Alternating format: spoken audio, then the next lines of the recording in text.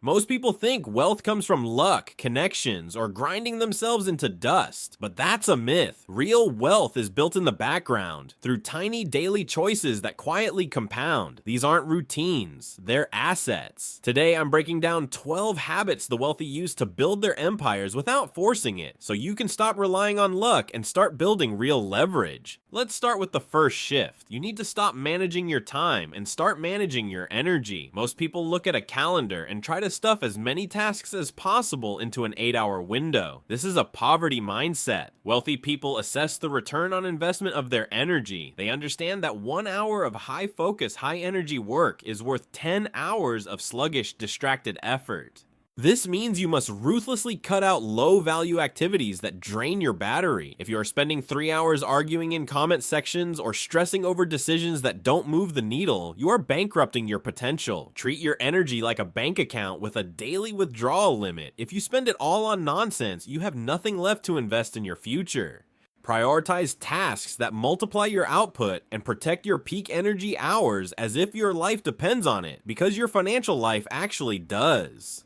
The next habit is automating your financial discipline, because willpower is a finite resource. Everyone says save money, but the rich go a step further. They pay themselves first, automatically. This is non-negotiable. Before you pay the rent, before you buy groceries, and definitely before you buy that new gadget, a percentage of your income must vanish into an investment account.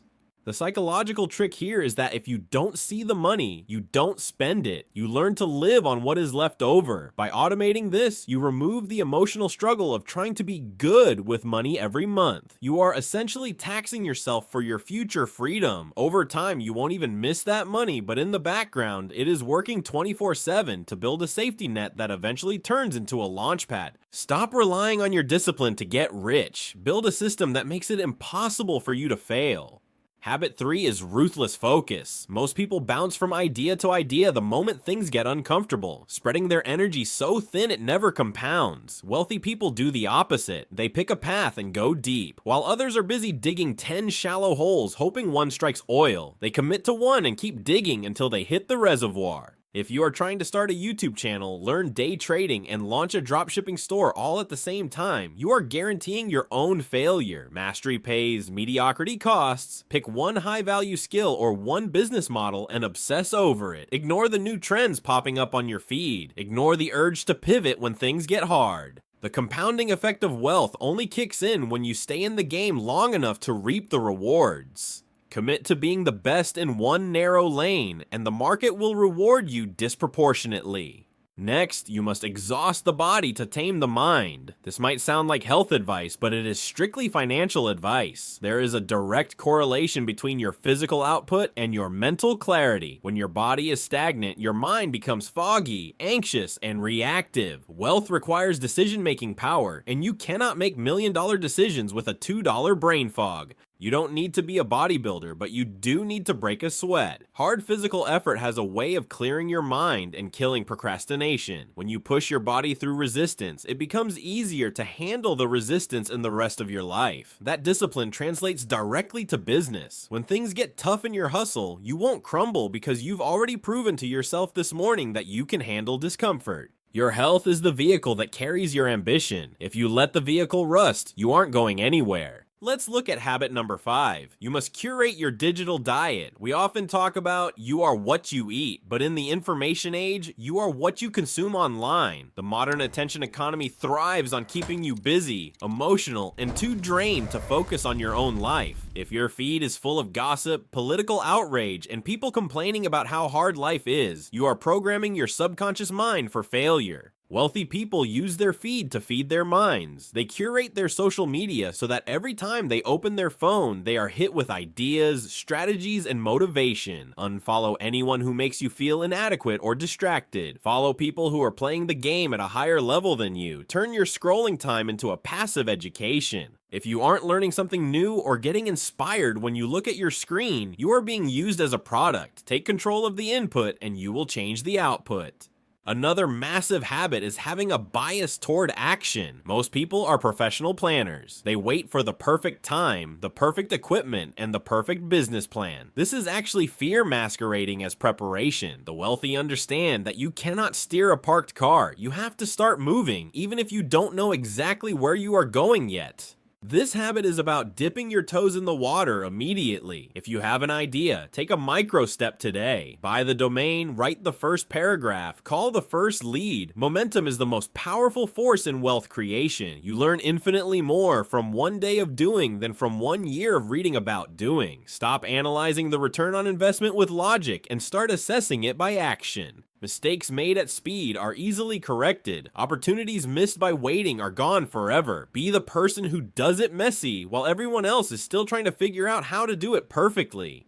Habit number 7 is investing in your environment. I'm not talking about buying a luxury couch. I'm talking about designing a space that commands focus. Your environment is the invisible hand that shapes your behavior. If your workspace is cluttered, dark, and chaotic, your mind will mirror that chaos. It is nearly impossible to build a high-level vision in a low-level environment. You need to create a cockpit for success. Clear your desk, optimize your lighting, remove distractions. When you sit down in this space, your brain should instantly know it is time to perform. This also applies to the people in your environment. If you are the smartest and most ambitious person in the room, you are in the wrong room. You need to be around people who normalize the success you are chasing. If your environment fights your goals, you will lose. If your environment supports your goals, success becomes the path of least resistance. Here's a habit that changes everything. Review your goals daily. Most people write their New Year's resolutions and forget them by February. That's why nothing changes. Wealthy people do the opposite. They keep their goals in front of them every morning and every night, not because it's magic, but because it keeps their mind locked on what matters. When you constantly remind yourself of your goals, you start noticing opportunities you used to overlook.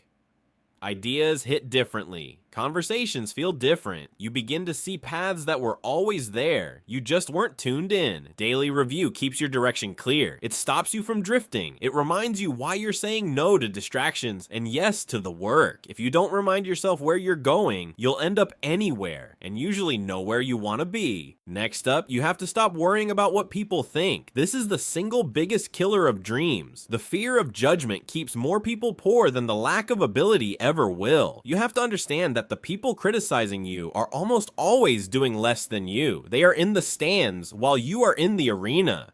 Wealth requires you to do things differently, and when you deviate from the norm, people will get uncomfortable. They will call you obsessive, greedy, or unrealistic. Let them. You cannot cash their opinions at the bank. You have to develop a thick skin and realize that being misunderstood is the price of admission for an extraordinary life. If everyone agrees with what you are doing, you are probably following the herd off a cliff. Embrace the cringe, embrace the judgment, and keep building until your results speak so loudly that you don't have to say a word.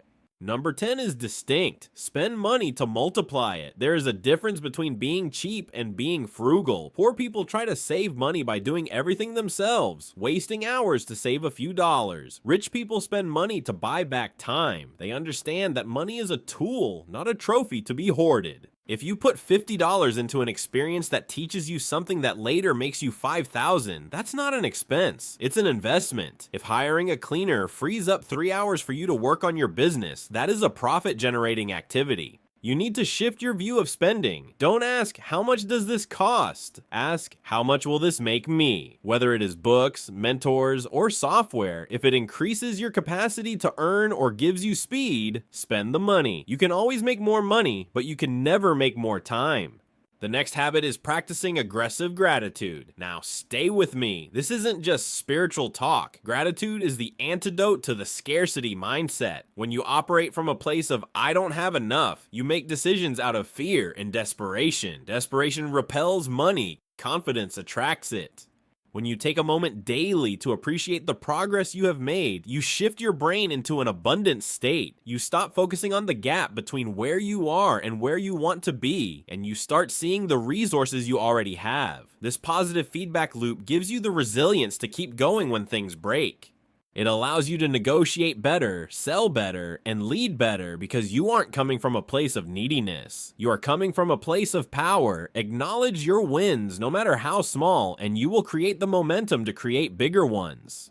Finally, habit number 12 is the philosophy of getting 1% better every day. We are obsessed with overnight success stories, but those are anomalies. Sustainable wealth is built through the compound interest of self-improvement. If you improve by just 1% every day, mathematically, you end up 37 times better by the end of the year. Most people underestimate what they can do in a year and overestimate what they can do in a day. Don't try to change your entire life in 24 hours. You will burn out. Just focus on being slightly better than you were yesterday.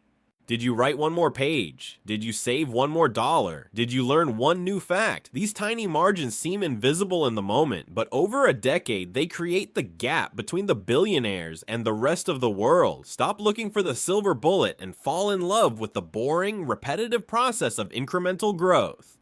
If you are still listening to this, it means you aren't just looking for entertainment. You are looking for a shift. Most people will click off this video and forget everything they just heard within 10 minutes. Don't be most people. The information you just received is useless without execution. Pick just one habit from this list. Not all 12, just one. And start it today. Not tomorrow, right now. Your future self is begging you to take this seriously. You have the blueprint. Now go build the life you actually deserve. Thanks for watching.